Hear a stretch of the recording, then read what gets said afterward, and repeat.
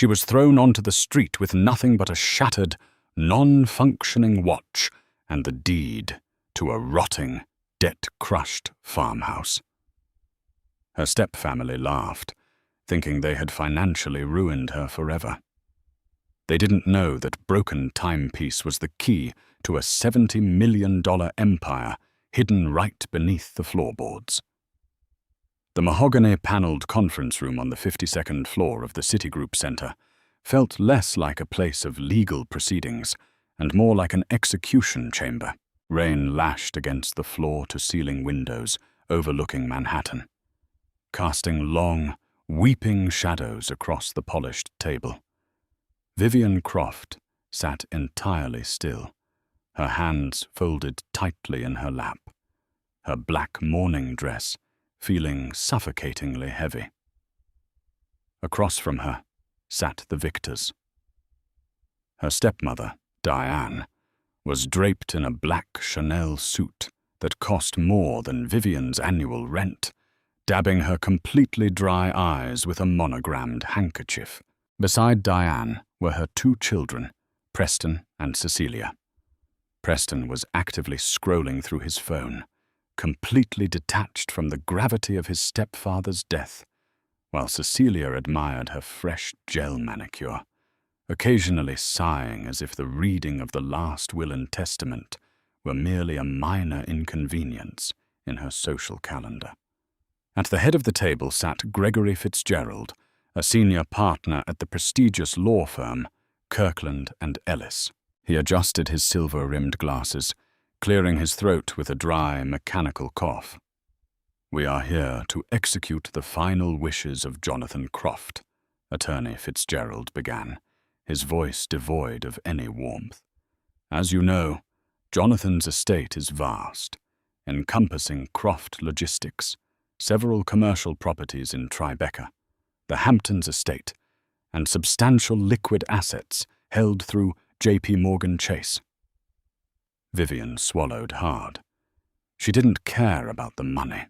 She only cared that her father, the man who used to build model airplanes with her before Diane entered the picture, was gone. A sudden, massive heart attack had taken him 3 weeks ago. Since the funeral, Diane had systematically locked Vivian out of the family's Upper East Side penthouse, claiming security concerns. "I will dispense with the standard boilerplate and move directly to the disbursements," Fitzgerald continued, shuffling the thick parchment papers. "To my wife, Diane, I leave the primary residence on Fifth Avenue, the property in East Hampton, and 51% of the voting shares in Croft Logistics." Diane didn't even blink. It was exactly what she had ruthlessly maneuvered to secure over the last 15 years. "To my stepchildren, Preston and Cecilia, I leave the remaining 49% of the company's shares to be divided equally, along with the offshore trust accounts held in the Cayman Islands." Preston finally looked up from his phone, a greasy smirk stretching across his face. He shot a triumphant look at Vivian. Cecilia let out a soft, satisfied exhale. Fitzgerald paused. He looked down at the document, then briefly over the rims of his glasses at Vivian. There was a flicker of something in his eyes, perhaps pity, perhaps professional detachment. "And finally, to my eldest daughter, Vivian." Vivian sat up a fraction of an inch. "To Vivian, I leave the Shandaken property, located in Ulster County, New York, and the timepiece I wore the day her mother passed away. It is my hope that she finds the time I never had." Silence descended on the room. Diane lowered her handkerchief. "The Shandaken property," she repeated, her voice dripping with venomous amusement. "You mean that rotting, abandoned farmhouse upstate? The one the Ulster County tax assessor has been trying to foreclose on for a decade?" "That is correct," Fitzgerald said smoothly. "The property, known locally as Whispering Pines, carries significant encumbrances. There are currently $312,000 in unpaid property taxes, municipal liens, and structural fines attached to the deed." Vivian's heart plummeted into her stomach. $300,000? She whispered. I don't have that kind of money. I'm a junior data analyst. It gets worse, sweetheart, Preston sneered, leaning forward.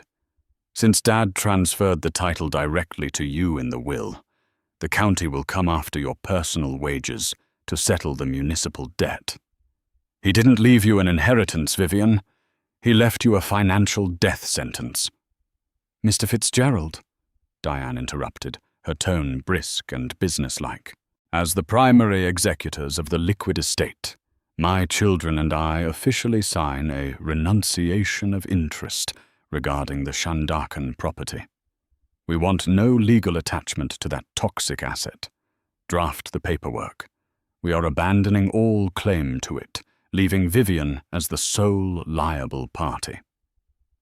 Already drafted, per standard protocol when dealing with debt-heavy assets, Fitzgerald replied, sliding a stack of papers toward Diane, who signed them with eager, slashing strokes. Fitzgerald then reached into his leather briefcase and pulled out a small, faded velvet box. He slid it across the long table toward Vivian. And the timepiece. Vivian reached out with trembling fingers and opened the box. In lay a vintage 1950s A. Lange and Cerner watch, but it was far from a collector's dream. The leather strap was completely rotted away.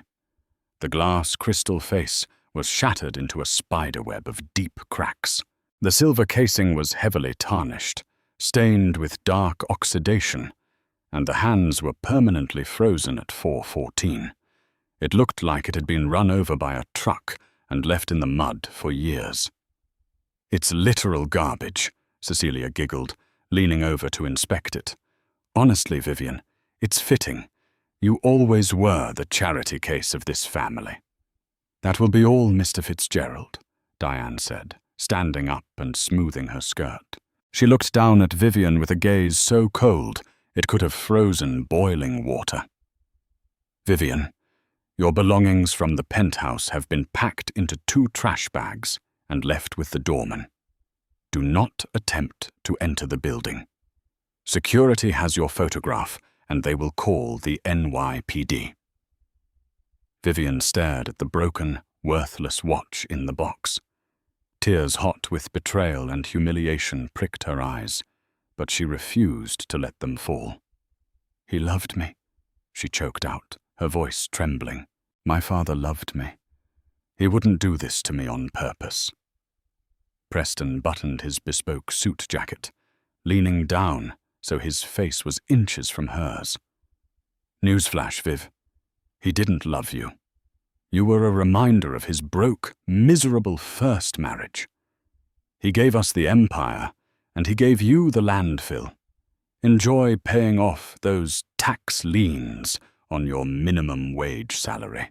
They walked out, their laughter echoing down the marble hallway, leaving Vivian entirely alone in the boardroom, with a shattered watch and a mountain of crippling debt. 3 days later, Vivian's battered 2008 Honda Civic sputtered up the winding, pothole-ridden gravel driveway of Route 28 in the deep Catskill Mountains.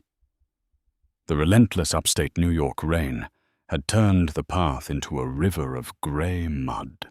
When she finally threw the car into park, she stared through the rhythmic wiping of her windshield wipers at her inheritance. Whispering Pines was a catastrophic ruin. The 19th century Victorian farmhouse sagged dangerously to one side, its foundation clearly compromised. The wraparound porch was completely caved in, choked by aggressive vines of poison ivy and wild, thorny blackberries. The slate roof had missing tiles that looked like rotted teeth, and almost every window was boarded up or shattered. Nailed to the heavy oak front door was a bright yellow notice from the Ulster County Sheriff's Department. Notice of pending foreclosure and auction. 30 days to cure default. Vivian grabbed her duffel bag and the velvet watch box from the passenger seat. She stepped out into the freezing rain, her boots sinking instantly into the muck. She managed to pry off the yellow notice, shoved her shoulder against the swollen wood of the front door, and forced her way inside. The air in the foyer was thick with the smell of mildew, wet wood, and decades of abandonment. Dust motes danced in the pale light, filtering through the cracks in the boards. The floral wallpaper was peeling off in long, curled strips. This was where Jonathan Croft had lived, before he made his millions. Before the shipping contracts, before Diane, before the penthouse. Vivian dropped her bag on the warped floorboards and collapsed onto a mouldy, sheet-covered armchair in the center of the living room. The sheer weight of her reality finally crushed her. She was 26 years old. She had $412 in her checking account. She had just been evicted from her tiny Queens apartment because she had missed work to plan a funeral her stepfamily ultimately banned her from attending.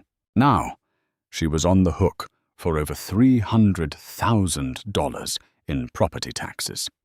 If she declared bankruptcy, her credit would be ruined for a decade, destroying her career in finance before it even started.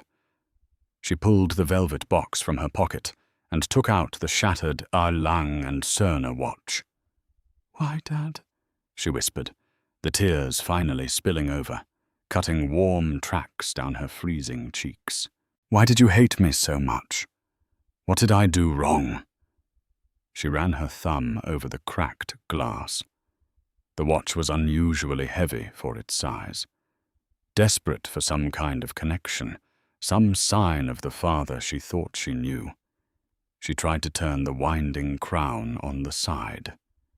It was rusted shut. She applied more pressure, her fingers slipping on the tarnished metal.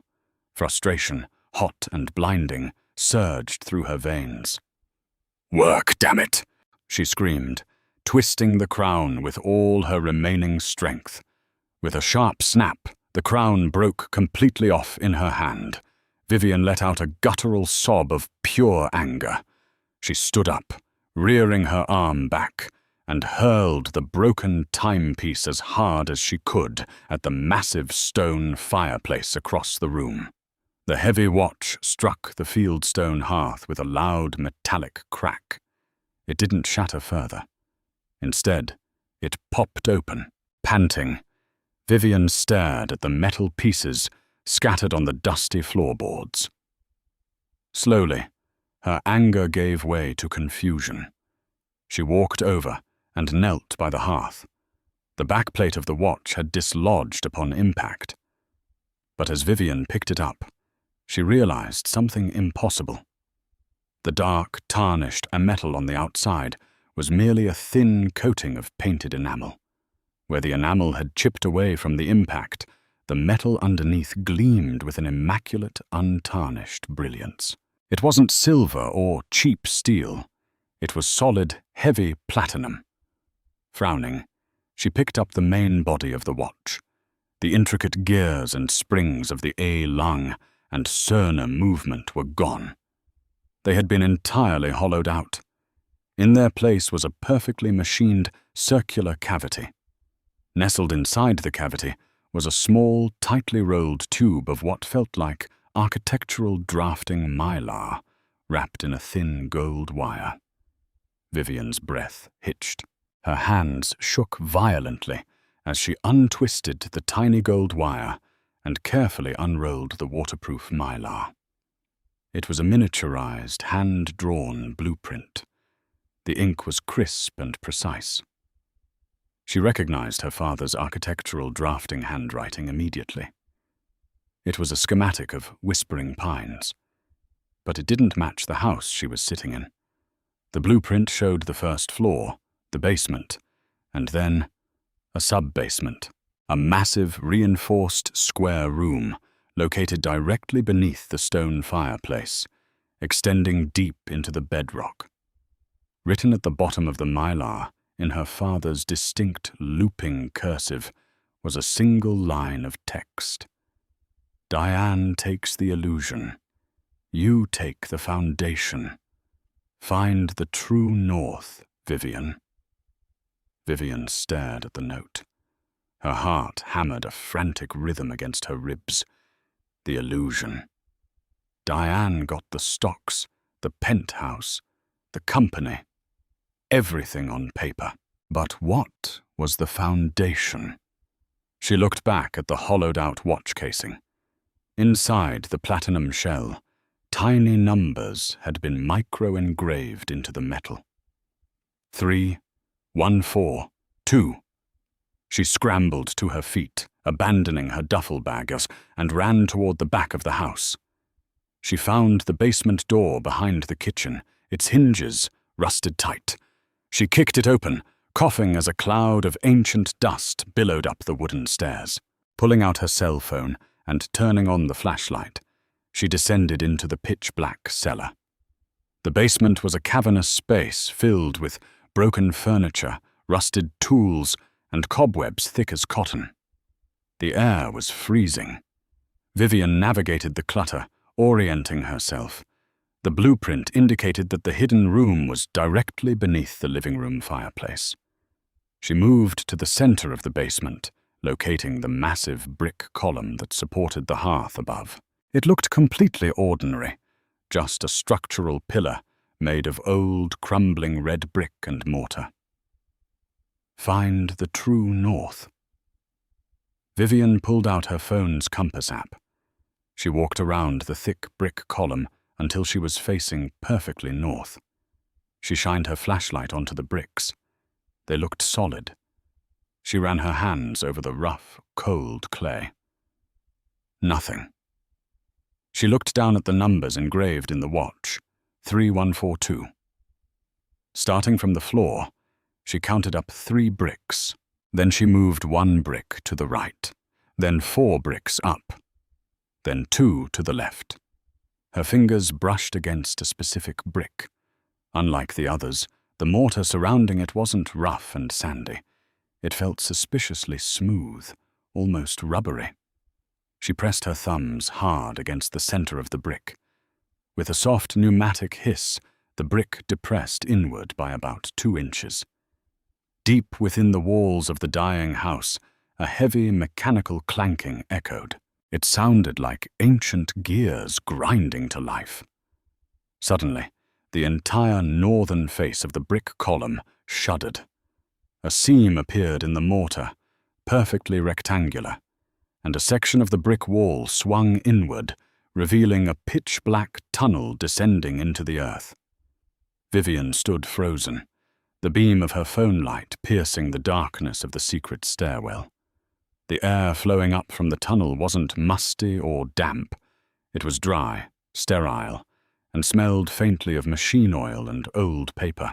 Her father hadn't left her a debt. He had left her a ghost story. Tightening her grip on the broken platinum watch, Vivian stepped through the false wall and began her descent into the dark. The stairs descended far deeper than any residential basement should ever go.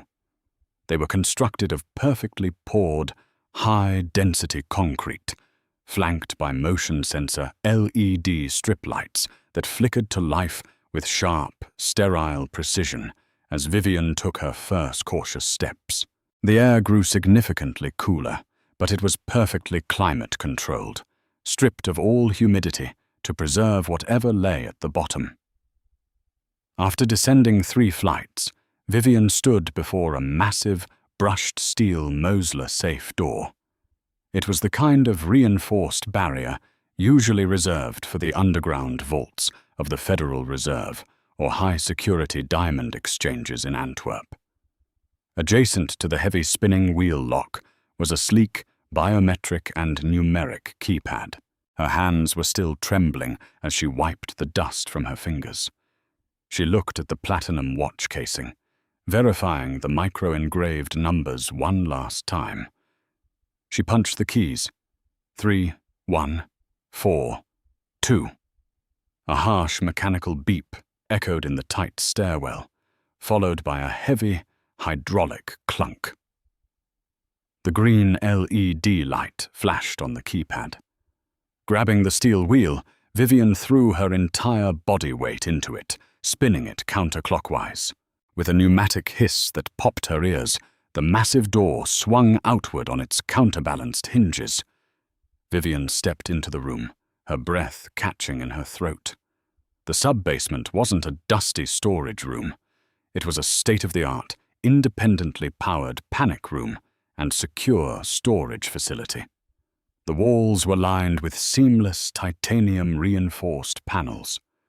In the center of the room sat a polished mahogany desk holding an open, powered-down MacBook Pro. But it was what lined the walls that made Vivian's knees weak. Stacked precisely on heavy-duty industrial shelving were dozens of matte black, waterproof Pelican cases.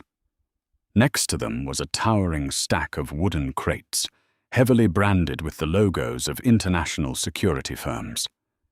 Vivian rushed to the nearest shelving unit, unlatching the heavy metal clasps of the first Pelican case. She threw open the lid and gasped. The case was tightly packed with rows of gleaming, heavy gold bullion. Each bar was stamped with the official insignia of Credit Suisse, verifying its 99.99% purity. She moved to the next case, popping the latches. It was filled entirely with bundled, high-denomination bearer bonds issued through sovereign wealth funds. Vivian stumbled backward, bumping into the mahogany desk. This wasn't just a secret stash of emergency funds. This was staggering, generational wealth. On the desk, beside the MacBook, sat a small velvet tray. Resting inside the tray was a titanium iron key encrypted flash drive and a handwritten note. "Plug it in, Viv. Let's finally talk." Tears blurring her vision, she sat in the leather executive chair, booted up the laptop, and inserted the flash drive. The screen immediately populated with a single video file titled thefoundation.mp4. She double-clicked it. The screen flickered, revealing her father, Jonathan Croft. He looked tired, the dark circles under his eyes prominent, but his expression was sharper and more lucid than she had seen in years. He was sitting in this exact room. "If you're watching this, Vivian, it means my heart finally gave out," Jonathan said, his voice echoing from the laptop speakers. "And it means Diane and Preston played exactly into my hands. They took the bait, and they left you the farmhouse." He leaned forward, steepling his fingers. "I know you are hurting. I know I was distant these last 5 years. I let you think I abandoned you to that viper's nest. For that, I will spend eternity apologizing. But I had to distance you from me legally, financially, and publicly. It was the only way to protect you from the blast radius of what is about to happen." Jonathan sighed, running a hand through his graying hair. 5 years ago, I discovered that Diane and Preston were quietly siphoning funds from Croft Logistics.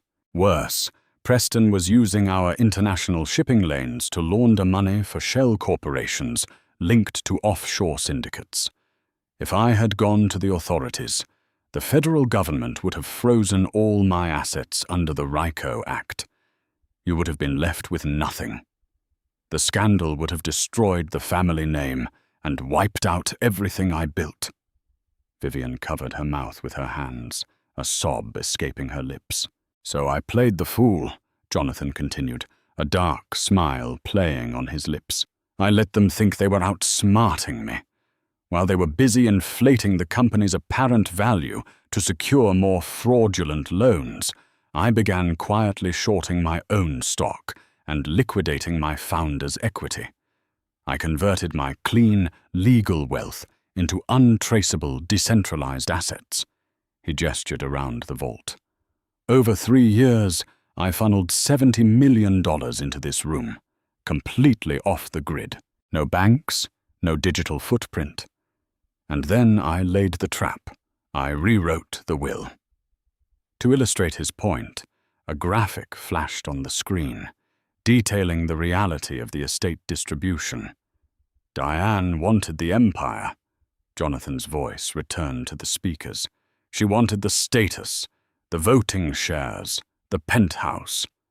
So I gave it to her. But Croft Logistics is a decaying corpse, propped up by fraudulent accounting.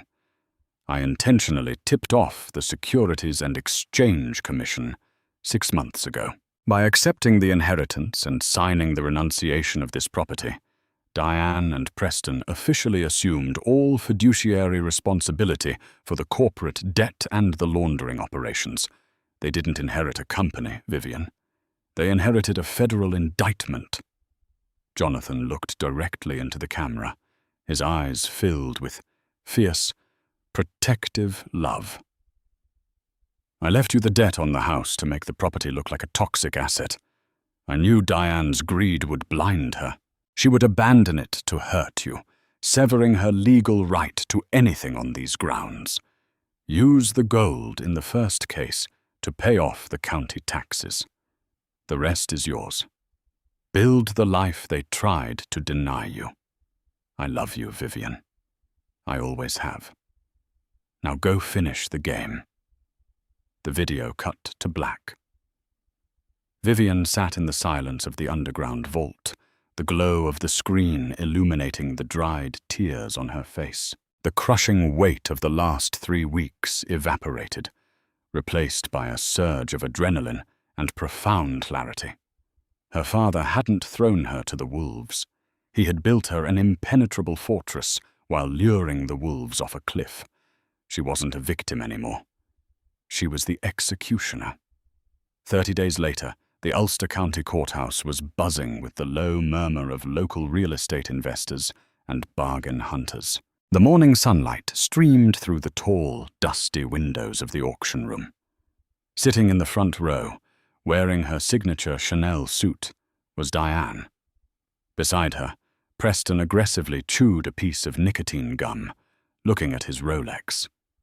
They had driven up from Manhattan for one specific, malicious reason: to watch Vivian publicly lose the property, or better yet, to purchase the farmhouse for pennies on the dollar to build a commercial warehouse, twisting the knife one final time. The doors at the back of the courtroom swung open. The room fell entirely silent. Vivian Croft walked down the center aisle. She was no longer the weeping, terrified girl in the oversized morning dress. She wore a tailored, razor-sharp Armani suit in deep navy. Her hair was perfectly blown out, and her posture radiated an absolute, terrifying confidence. She walked past Diane and Preston without so much as a glance, and took a seat on the opposite side of the aisle.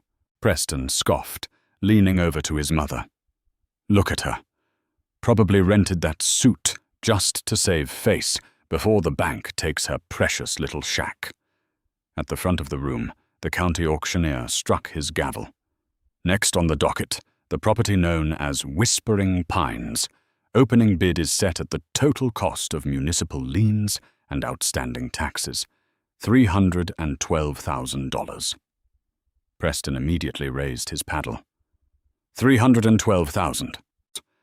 He shot a smug, venomous grin across the aisle at Vivian. The auctioneer nodded. I have $312,000. Do I hear $3 million? Vivian said loudly, her voice clear and ringing off the courtroom walls. She didn't even raise a paddle. She simply held up a certified bank draft from UBS Wealth Management. The entire courtroom erupted into frantic whispers. The auctioneer blinked, adjusting his glasses.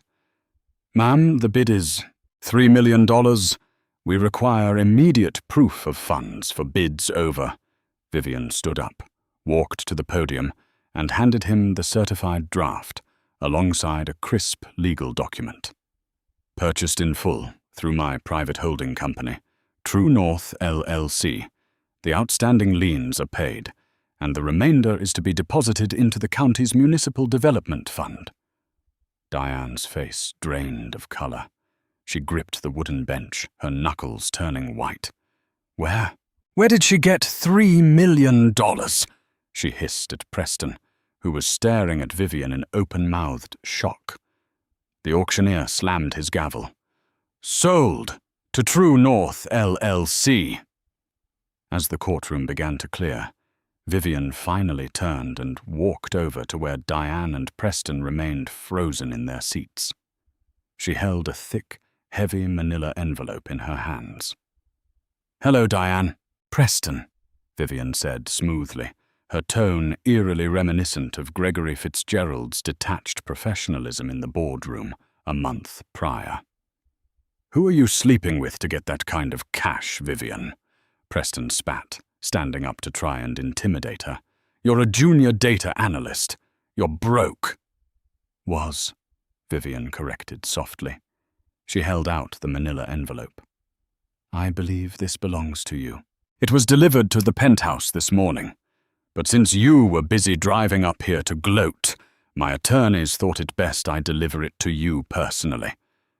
Diane snatched the envelope, tearing it open. As her eyes scanned the heavy legal parchment, her jaw slackened. The Chanel suit suddenly looked like a straitjacket. "What is it?" Preston demanded, trying to read over her shoulder. "It's a subpoena," Vivian answered for her. "From the Securities and Exchange Commission, cross-filed with the Manhattan District Attorney's Office. It seems Croft Logistics is under federal investigation for massive wire fraud, corporate embezzlement, and international money laundering." That's impossible," Diane stammered, her voice shaking violently. "Jonathan ran that company perfectly. The books were clean." "The books you and Preston manipulated were clean," Vivian smiled, a cold, calculating expression. "But my father was 10 steps ahead of you. He knew exactly what you were doing. That's why he left you the voting shares, Diane. Because with majority ownership comes total fiduciary liability. You didn't inherit an empire. You inherited $150 million in corporate debt and a one-way ticket to federal prison." Preston stumbled backward, his back hitting the wooden pew. No, the liquid assets, the J.P. Morgan accounts. We have money to fight this." "Oh, you haven't checked the news this morning?" Vivian tilted her head, feigning sympathy. The moment the SEC filed the indictment, the Department of Justice froze every single bank account associated with Croft Logistics, including your personal offshore trusts in the Caymans. They seized the penthouse at 6 a.m. You are completely, absolutely bankrupt. Diane looked up at Vivian, sheer terror replacing the decades of arrogance in her eyes. He planned this. Jonathan planned this. And the farmhouse, the foundation, Vivian interrupted softly. You took the illusion, Diane. I kept the foundation. Vivian turned on her heel, her Armani heels clicking sharply against the marble floor. She walked out of the courthouse and stepped into the brisk mountain air, where a sleek, black Maybach with tinted windows was idling at the curb, waiting to take her back to her empire. What an incredible twist of fate. Vivian went from a discarded daughter with a broken watch to a powerful multimillionaire, outsmarting the greedy step-family who thought they had ruined her. Justice was served cold, and the real treasure was the brilliance of a loving father's hidden plan. Did you love this story of ultimate revenge and secret wealth? Hit that like button, subscribe to our channel for more thrilling drama, and share this video with your closest friends right now.